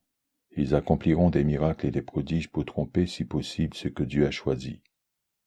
Vous donc, faites attention, je vous ai averti de tout à l'avance. Mais en ces jours-là, après ce temps de détresse, le soleil s'obscurcira, la lune ne donnera plus sa clarté, les étoiles tomberont du ciel, et les puissances qui sont dans les cieux seront ébranlées. Alors on verra le Fils de l'homme arriver parmi les nuages, avec beaucoup de puissance et de gloire. Il enverra les anges aux quatre coins de la terre pour rassembler ceux qu'il a choisis d'un bout du monde à l'autre. Comprenez l'enseignement que donne le figuier. Dès que la sève circule dans ses branches et que ses feuilles poussent, vous savez que la bonne saison est proche. De même, quand vous verrez ces choses arriver, sachez que l'événement est proche, qu'il va se produire. Je vous le déclare, c'est la vérité. Les gens d'aujourd'hui n'auront pas tous disparu avant que tout cela arrive. Le ciel et la terre disparaîtront, tandis que mes paroles ne disparaîtront jamais. Cependant, personne ne sait quand viendra ce jour ou cette heure, pas même les anges dans les cieux, ni même le Fils. Le Père seul le sait. Attention, ne vous endormez pas, car vous ne savez pas quand le moment viendra. Ce sera comme lorsqu'un homme part en voyage, il quitte sa maison et en laisse le soin à ses serviteurs. Il donne à chacun un travail particulier à faire et il ordonne aux gardiens de la porte de rester éveillés. Restez donc éveillés, car vous ne savez pas quand le maître de la maison reviendra. Ce sera peut-être le soir, ou au milieu de la nuit, ou au chant du coq, ou le matin. S'il revient tout à coup, il ne faut pas qu'il vous trouve endormi. Ce que je vous dis là, je le dis à tous. Restez éveillés. Marc, chapitre 14. On était à 2 jours de la fête de la Pâque et des pains sans levain. Les chefs des prêtres et les maîtres de la loi cherchaient un moyen d'arrêter Jésus en cachette et de le mettre à mort. Ils se disaient en effet, Nous ne pouvons pas faire cela pendant la fête, sinon le peuple risquerait de se soulever. » Jésus était à Béthanie, dans la maison de Simon le lépreux. Pendant qu'il était à table, une femme entra avec un flacon d'albâtre plein d'un parfum très cher, fait de nard pur. Elle brisa le flacon et versa le parfum sur la tête de Jésus. Certains de ceux qui étaient là furent indignés et se dirent entre eux: « À quoi bon avoir ainsi gaspillé ce parfum? On aurait pu le vendre plus de 300 pièces d'argent pour les donner aux pauvres. » Ils critiquaient sévèrement cette femme. Mais Jésus dit: « Laissez-la tranquille. Pourquoi lui faites-vous de la peine? Ce qu'elle a accompli pour moi est beau. Car vous aurez toujours les pauvres avec vous. Et toutes les fois que vous le voudrez, vous pourrez leur faire du bien. Mais moi, vous ne m'aurez pas toujours avec vous. Elle a fait ce qu'elle a pu. Elle a d'avance mis du parfum sur mon corps afin de le préparer pour le tombeau. Je vous le déclare, c'est la vérité. Partout où l'on annoncera la bonne nouvelle, dans le monde entier, on racontera ce que cette femme a fait et l'on se souviendra d'elle. » Alors Judas Iscariote, un des 12 disciples, alla proposer aux chefs des prêtres de leur livrer Jésus. Ils furent très contents de l'entendre et lui promirent de l'argent. Et Judas se mit à chercher une occasion favorable pour leur livrer Jésus. Le premier jour de la fête des pains sans levain, le jour où l'on sacrifiait les agneaux pour le repas de la Pâque, les disciples de Jésus lui demandèrent: « Où veux-tu que nous allions te préparer le repas de la Pâque? » Alors Jésus envoya 2 de ses disciples en avant avec l'ordre suivant: « Allez à la ville, vous y rencontrerez un homme qui porte une cruche d'eau. Suivez-le, et là où il entrera, dites au propriétaire de la maison: Le maître demande: Où est la pièce qui m'est réservée, celle où je prendrai le repas de la Pâque avec mes disciples? Et il vous montrera en haut de la maison une grande chambre déjà prête, avec tout ce qui est nécessaire. C'est là que vous préparerez le repas. » Les disciples partirent et allèrent à la ville. Ils trouvèrent tout comme Jésus le leur avait dit, et ils préparèrent le repas de la Pâque. Quand le soir fut venu, Jésus arriva avec les 12 disciples. Pendant qu'il était à table et qu'il mangeait, Jésus dit: « Je vous le déclare, c'est la vérité. L'un de vous qui mange avec moi me trahira. » Les disciples devinrent tout tristes, et ils se mirent à lui demander l'un après l'autre: « Ce n'est pas moi, n'est-ce pas? » Jésus leur répondit: « C'est l'un d'entre vous, les 12, quelqu'un qui trempe avec moi son pain dans le plat. Certes, le Fils de l'homme va mourir comme les Écritures l'annoncent à son sujet. Mais quel malheur pour celui qui trahit le Fils de l'homme.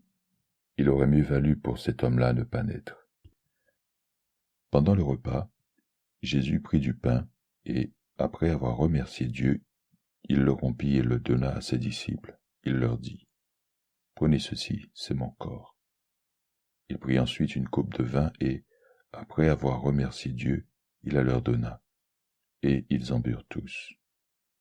Jésus leur dit: « Ceci est mon sang, le sang qui garantit l'alliance de Dieu et qui est versé pour une multitude de gens. Je vous le déclare, c'est la vérité, je ne boirai plus jamais de vin jusqu'au jour où je boirai le vin nouveau dans le royaume de Dieu. » Ils chantèrent ensuite les psaumes de la fête, puis ils s'en allèrent au mont des Oliviers. Jésus dit à ses disciples: « Vous allez tous m'abandonner, car on lit dans les Écritures: Je tuerai le berger, et les moutons partiront de tous côtés.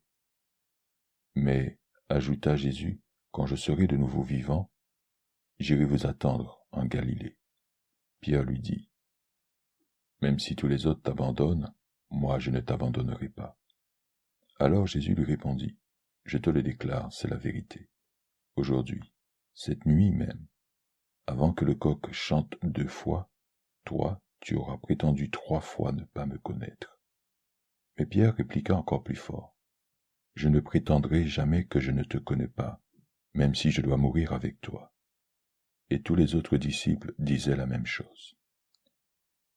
Ils arrivèrent ensuite à un endroit appelé Gethsémané, et Jésus dit à ses disciples: « Asseyez-vous ici pendant que je vais prier. » Puis il emmena avec lui Pierre, Jacques et Jean. Il commença à ressentir de la frayeur et de l'angoisse. Et il leur dit, « Mon cœur est plein d'une tristesse mortelle. Restez ici et demeurez éveillés. » Il alla un peu plus loin, se jeta à terre et pria pour que, si c'était possible, il n'ait pas à passer par cette heure de souffrance. Il disait, « Abba, ô mon Père, tout est possible. Éloigne de moi cette coupe de douleur. Toutefois, non pas ce que je veux, mais ce que tu veux. » Il revint ensuite vers les 3 disciples et les trouva endormis. Il dit à Pierre, « Simon, tu dors? Tu n'as pas été capable de rester éveillé même 1 heure? Restez éveillé et priez pour ne pas tomber dans la tentation. L'être humain est plein de bonne volonté, mais il est faible. » Il s'éloigna de nouveau et pria en répétant les mêmes paroles. Puis, il revint auprès de ses disciples et les trouva endormis. Il ne pouvait pas garder les yeux ouverts. Et il ne savait que lui dire. Quand il revint la 3e fois, il leur dit, « Vous dormez encore, et vous vous reposez? C'est fini, l'heure est arrivée. Maintenant le Fils de l'homme va être livré entre les mains des pécheurs. Levez-vous, allons-y. Voyez, l'homme qui me livre à eux est ici. » Jésus parlait encore quand arriva Judas, l'un des 12 disciples. Il y avait avec lui une foule de gens armés d'épées et de bâtons. Ils étaient envoyés par les chefs des prêtres, les maîtres de la loi et les anciens. Judas, celui qui leur livrait Jésus, avait indiqué à cette foule le signe qu'il utiliserait. « L'homme que j'embrasserai, c'est lui. Saisissez-le et emmenez-le sous bonne garde. » Dès que Judas arriva, il s'approcha de Jésus et lui dit, « Maître !» Puis il l'embrassa. Les autres mirent alors la main sur Jésus et l'arrêtèrent. Mais un de ceux qui étaient là tira son épée, frappa le serviteur du grand prêtre et lui coupa l'oreille. Jésus leur dit, « Deviez-vous venir armés d'épées et de bâtons pour me prendre, comme si j'étais un brigand? Tous les jours j'étais avec vous et j'enseignais dans le temple, et vous ne m'avez pas arrêté. Mais cela arrive pour que les Écritures se réalisent. » Alors tous les disciples abandonnèrent et s'enfuirent. Un jeune homme suivait Jésus, vêtu d'un simple drap. On essaya de le saisir, mais il abandonna le drap et s'enfuit tout nu. Ils emmenèrent Jésus chez le grand prêtre, où s'assemblèrent tous les chefs des prêtres, les anciens et les maîtres de la loi. Pierre suivit Jésus de loin, et il entra dans la cour de la maison du grand prêtre. Là, il s'assit avec les gardes, et il se chauffait près du feu. Les chefs des prêtres et tout le conseil supérieur cherchaient une accusation contre Jésus pour le condamner à mort, mais ils n'en trouvaient pas. Beaucoup de gens, en effet, portaient de fausses accusations contre Jésus, mais ils se contredisaient entre eux. Quelques-uns se levèrent alors et portèrent cette fausse accusation contre lui. « Nous l'avons entendu dire, « Je détruirai ce temple construit par les hommes, et en 3 jours j'en bâtirai un autre qui ne sera pas une œuvre humaine. » Mais même sur ce point-là, il se contredisait. Le grand prêtre se leva alors dans l'assemblée et interrogea Jésus. « Ne réponds-tu rien à ce que ces gens disent contre toi? » Mais Jésus se taisait, il ne répondait rien. Le grand prêtre l'interrogea de nouveau. « Es-tu le Messie, le Fils du Dieu auquel vont nos louanges? » Jésus répondit, « Oui, je le suis. Et vous verrez tous le Fils de l'homme siégeant à la droite du Dieu puissant. Vous le verrez aussi venir parmi les nuages du ciel. » Alors le grand prêtre déchira ses vêtements et dit, « Nous n'avons plus besoin de témoins. Vous avez entendu cette insulte faite à Dieu. Qu'en pensez-vous? » Tous déclarèrent qu'il était coupable et qu'il méritait la mort. Quelques-uns d'entre eux se mirent à cracher sur Jésus. Ils lui couvrirent le visage, le frappèrent à coups de poing et lui dirent, « Devine qui t'a fait cela. » Et les gardes prirent Jésus et lui donnèrent des gifles. Pierre se trouvait encore en bas dans la cour quand arriva une des servantes du grand prêtre. Elle vit Pierre qui se chauffait, le regarda bien et lui dit : « Toi aussi tu étais avec Jésus, cet homme de Nazareth. » Mais il le nia en déclarant : « Je ne sais pas ce que tu veux dire, je ne comprends pas. » Puis il s'en alla hors de la cour, dans l'entrée. Alors un coq chanta. Mais la servante le vit et répéta devant ceux qui étaient là : « Cet homme est l'un d'eux. » Et Pierre le nia de nouveau. Peu après, ceux qui étaient là dirent encore à Pierre : « Certainement tu es l'un d'eux, parce que toi aussi tu es de Galilée. » Alors Pierre s'écria : « Que Dieu me punisse si je mens. Je le jure, je ne connais pas l'homme dont vous parlez. » À ce moment même, un coq chanta pour la seconde fois. Et Pierre se rappela ce que Jésus lui avait dit : « Avant que le coq chante 2 fois, tu auras prétendu 3 fois ne pas me connaître. » Alors il se mit à pleurer. Marc, chapitre 15. Tôt le matin, les chefs des prêtres se réunirent en séance avec les anciens, les maîtres de la loi, c'est-à-dire tout le conseil supérieur. Ils firent ligoter Jésus, l'emmenèrent et le livrèrent à Pilate. Celui-ci l'interrogea : « Es-tu le roi des Juifs ? » Jésus lui répondit : « Tu le dis. » Les chefs des prêtres portaient de nombreuses accusations contre Jésus. Alors Pilate l'interrogea de nouveau : « Ne réponds-tu rien ? Tu entends combien d'accusations il porte contre toi. » Mais Jésus ne répondit plus rien, de sorte que Pilate était étonné. À chaque fête de la Pâque, Pilate libérait un prisonnier, celui que la foule demandait.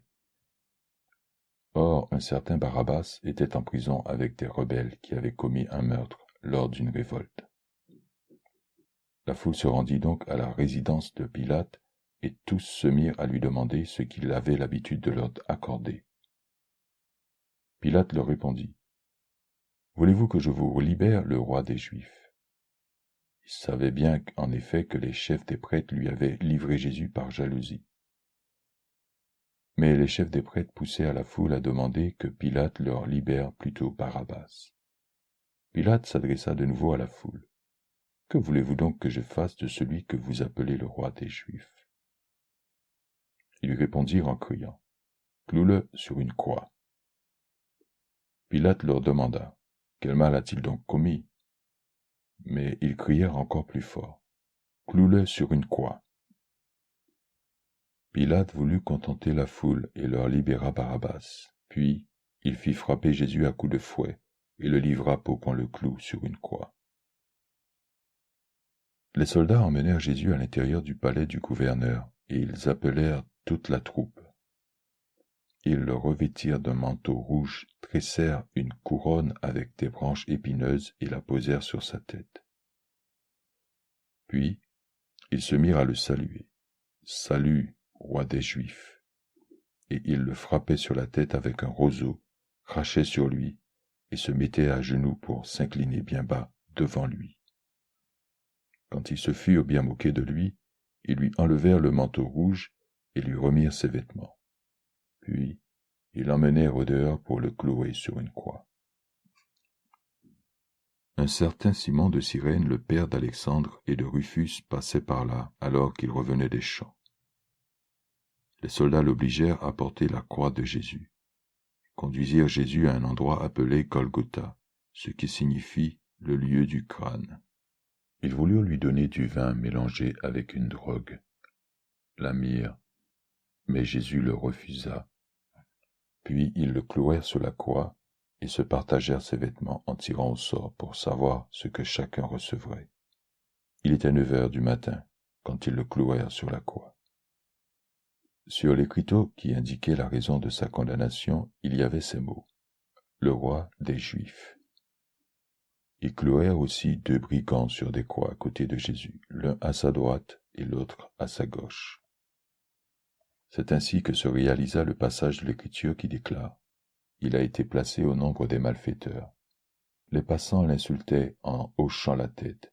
Ils lui disaient : « Hé, Toi qui voulais détruire le temple et en bâtir un autre en 3 jours, sauve-toi toi-même, descends de la croix. » De même, les chefs des prêtres et les maîtres de la loi se moquaient de Jésus et se disaient les uns aux autres: « Il a sauvé d'autres gens, mais il ne peut pas se sauver lui-même.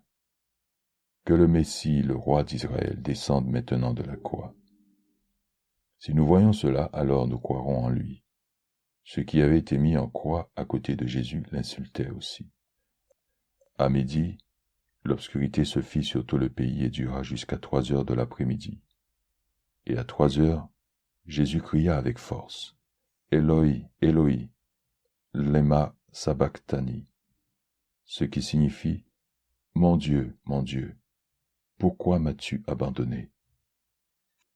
Quelques-uns de ceux qui étaient là l'entendirent et s'écrièrent: « Écoutez, il l'appelle Élie. » L'un d'eux courut remplir une éponge de vinaigre et la fixa au bout d'un roseau.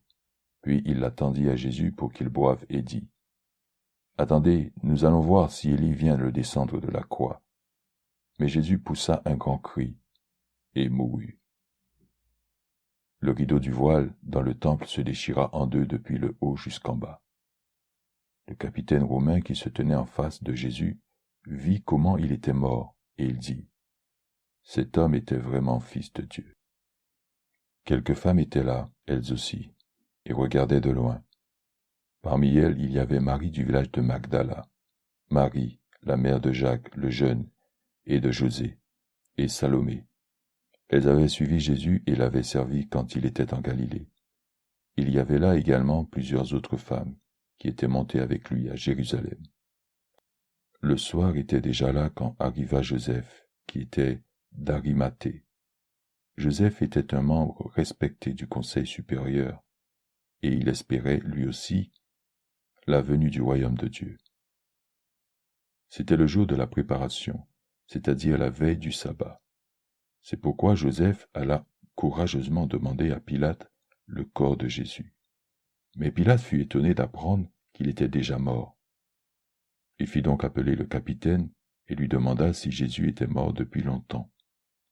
Après avoir reçu la réponse de l'officier, il permit à Joseph d'avoir le corps. Joseph acheta un drap de lin, il descendit le corps de la croix, l'enveloppa dans le drap et le déposa dans un tombeau qui avait été creusé dans le rocher.